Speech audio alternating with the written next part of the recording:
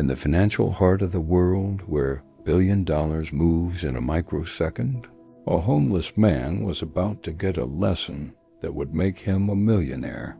He thought he needed a handout, but a ruthless CEO taught him the one brutal truth of wealth.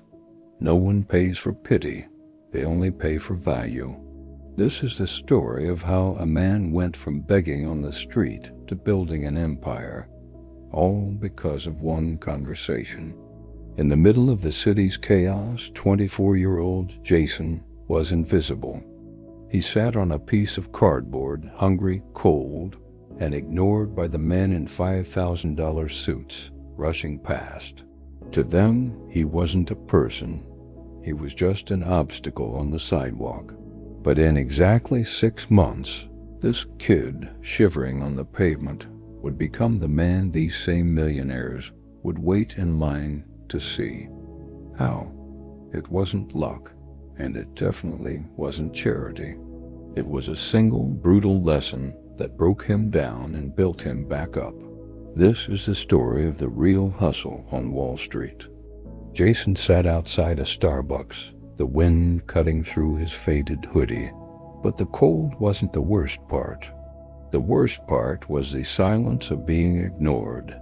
He rattled a paper cup with a few coins whenever expensive shoes clicked past. "Spare $1? Anything helps," he'd mumble. Most people just looked right through him, like he was part of the concrete. He watched them with a mix of envy and resentment, thinking his problem was money. He thought if someone just gave him a break, a handout, he could fix his life. He was wrong. His problem wasn't an empty pocket. It was a mindset that kept him on the ground. He was waiting for a savior, but nobody was coming. Then one Tuesday morning, a silver Bentley pulled up to the curb. The door opened and out stepped a man who looked like he owned the entire block. Sharp suit, gold watch, and a leather briefcase that probably cost more than Jason's life savings. This was Marcus Sterling, a hedge fund CEO known for his ruthlessness. He didn't walk, he marched with intention. Jason saw his chance. This was the big break. He scrambled up, shaking his cup with desperation. "Sir, could you spare $1 for some food? Just something to get by?" Sterling stopped. He didn't look at the cup. He looked Jason dead in the eye. "You're a young man," Sterling said, his voice cutting through the city noise. "You have 2 arms, you have 2 legs. Why are you asking me for my money?" Jason was stunned. "I'm down on my luck, sir. I just need a break. I'm hungry." Sterling scoffed. "Luck is for gamblers.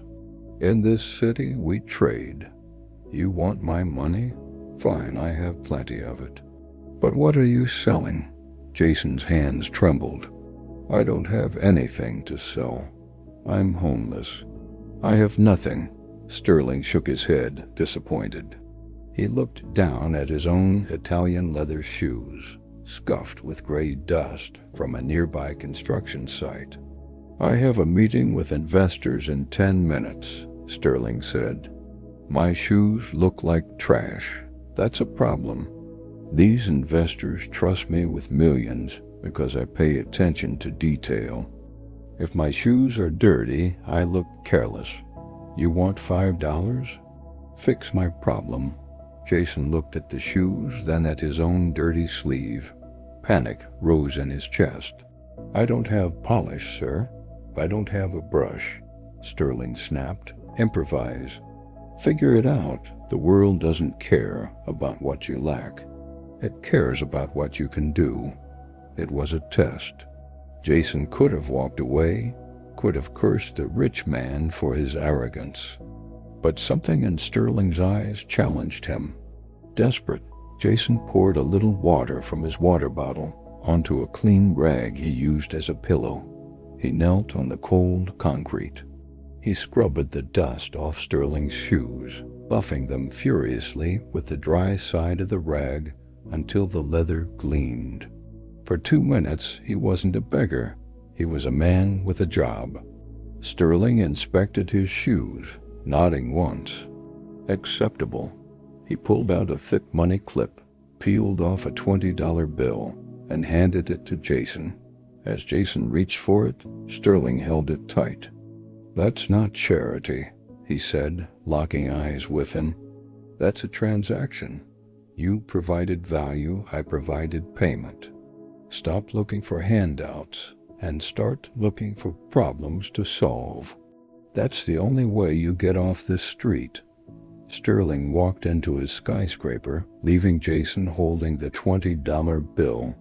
The wind blew, but Jason didn't feel it anymore. That night he couldn't sleep. The words echoed in his mind. Start looking for problems to solve.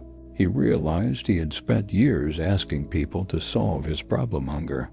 He never once thought about solving theirs. He looked at the city with new eyes. What problem did these rich, busy people have? They cared about their image, and the city's streets were dirty, ruining their expensive shoes. The next morning, Jason didn't beg. He took the $20 and invested it. He bought high-quality shoe polish, toothbrushes, and a pack of microfiber cloths. He set up his box outside a subway exit where bankers emerged every morning.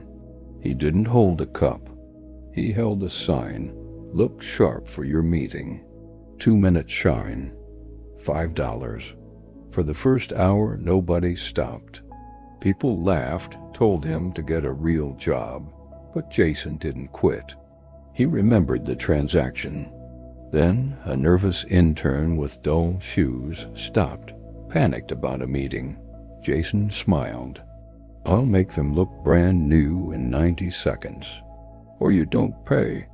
He worked fast, and when he finished, the intern's shoes looked like glass. The intern tipped him an extra $1 and walked away with his head held higher. A banker saw this and stopped next. Then another and another. Suddenly, Jason wasn't a nuisance. He was a necessity. He was solving a problem. By lunchtime, he had $60. By the end of the week, he bought a proper wooden chair for his customers. By the end of the month, he wasn't homeless Jason. He was the shoe doctor of Wall Street. He rented a room, showered, and bought clean clothes. But he didn't stop there. He found 2 other homeless men he trusted, taught them the trade, bought them supplies, and set them up on different corners, taking a percentage. He was scaling. 6 months later, Marcus Sterling walked out of his building and saw a sleek, professional kiosk on the corner with a line of men waiting. The sign read, Sterling Shine Services. A young man in a clean polo shirt was managing the booth. It was Jason. Sterling stopped, lowered his phone, and waited in line. When it was his turn, Jason looked up and smiled. "Mr. Sterling, I've been waiting for you." Sterling looked at the professional setup, the branding, the other men now working with purpose. "You cleaned up nice, kid. Is this your operation?" "Yes, sir," Jason replied. "I have 2 other locations uptown now. I realize this city is full of dirty shoes and busy people, and nobody pays for pity, but everyone pays for convenience." Sterling sat in the chair. "How much do I owe you?" Jason shook his head as he started buffing the leather. "This one is on the house. Because 6 months ago, you didn't give me $1. You gave me a job description. You told me to stop begging and start trading." Sterling chuckled. "And what are you now? A shiner?" Jason looked up, his eyes bright. "No. I'm an entrepreneur. I solve problems for a profit. And I'm just getting started. The lesson here is profound. The world doesn't pay you for your needs. It pays you for your value." The moment Jason stopped asking, "What can you give me?"